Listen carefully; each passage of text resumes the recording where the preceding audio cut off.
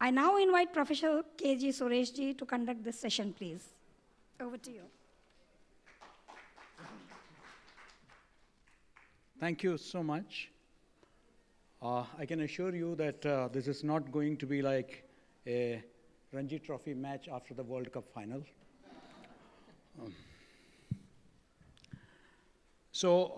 Friends, today we are going to talk about both media studies and publishing.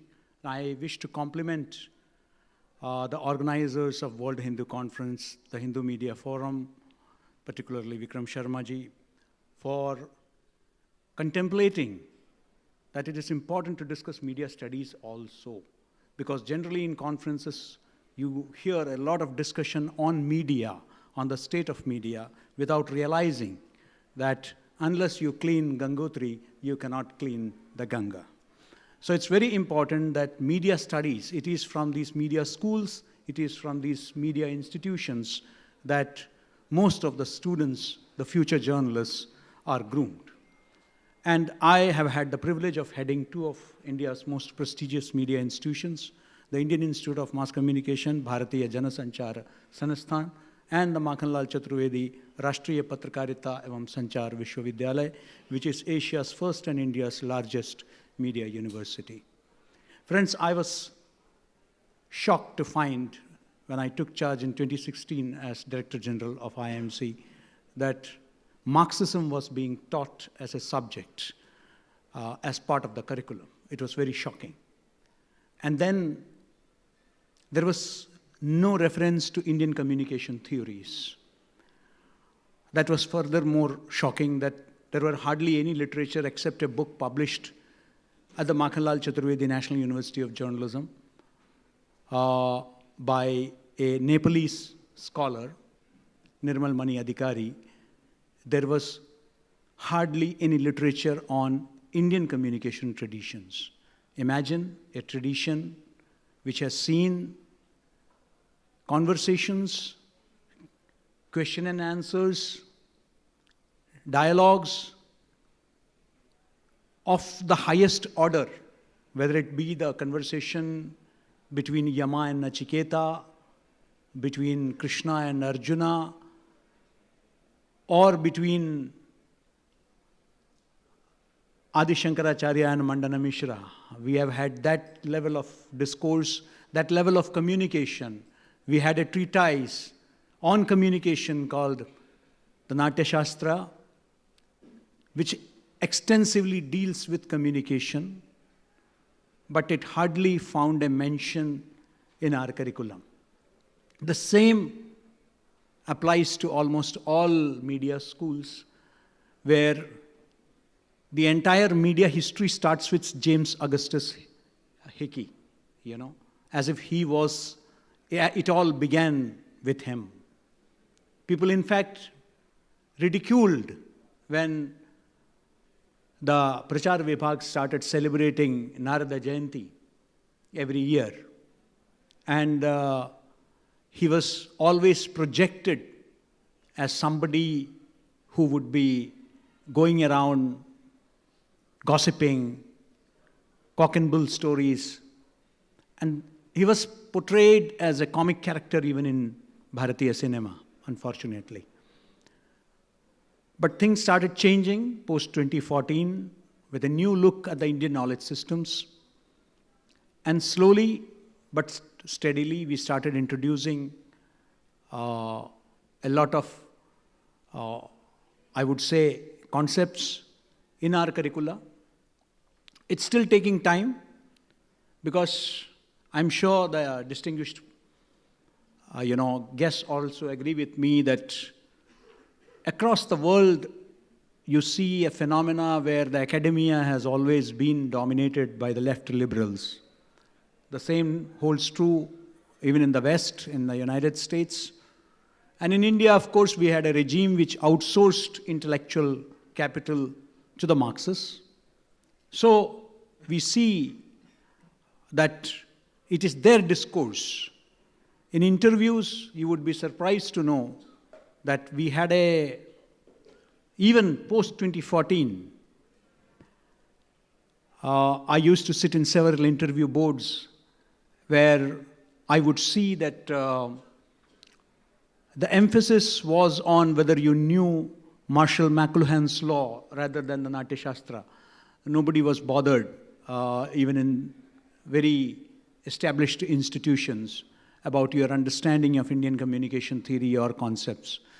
The Western model was always based on an adversarial model, and there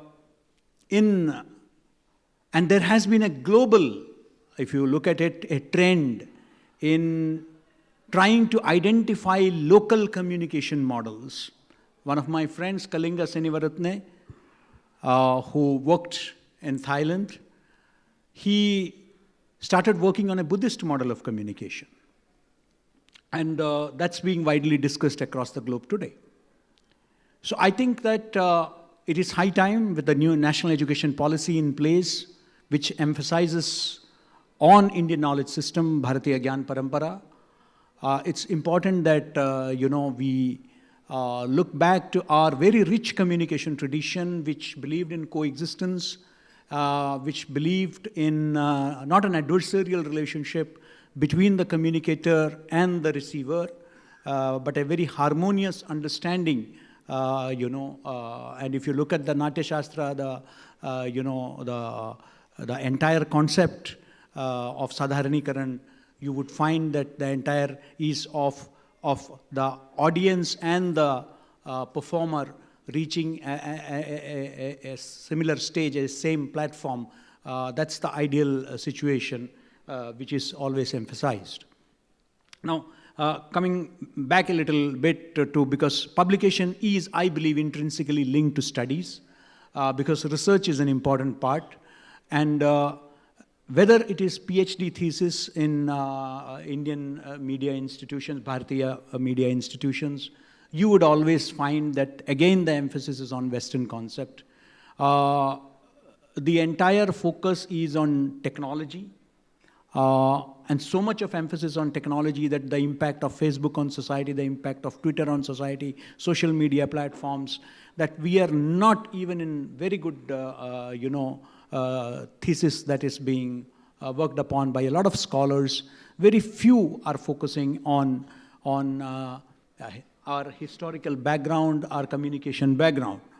Now, that, of course, I was surprised to find that, whenever I look at publications in two forms. One is, of course, the popular publications, including novels and based on our itihasas, but also from a very academic point of view, I believe that it's very important that we have high-quality research papers which talk about our communication traditions. So for me, publishing is not just about a lot of books. Of course, a lot of youngsters are there. We have youngsters on our panel too, Akshatji, Ami, but I would also emphasize the equal importance of having a lot of research papers which are well researched on our communication traditions, on our communication history, because it's important to academically establish them, lest we just talk about our, only stories of Narada. They tend to make very salacious material for these our critics. I would also like to say that we have the Journal of Hindu Studies, where I found that, which is of course published by Springer. I found most of the authors are of foreign origin. I find very few from Indian origin, but that's not the issue. The issue is that what is the kind of research that's being done, in terms of our research journals. Can we have in our own country, but I'm hopeful. Now in Delhi University, they have recently established the Center for Hindu Studies. And in our own university, we have recently set up the Bharat Muni Center for Indian Communication Studies. The whole idea is to promote studies in Indian communication. We need, like the Confucius centers, which have been set up by the Chinese government. Our Vivekananda centers are there, but they should not be just talking about soft diplomacy like Bharatnatyam and yoga, but we should be encouraging more and more chairs to be set up for pursuit of Indian knowledge systems. I would like to invite the authors to, starting with Acharya Arumaganatha Swami, to, present his views on taking Hindu Dharma to a global audience. Thank you so much.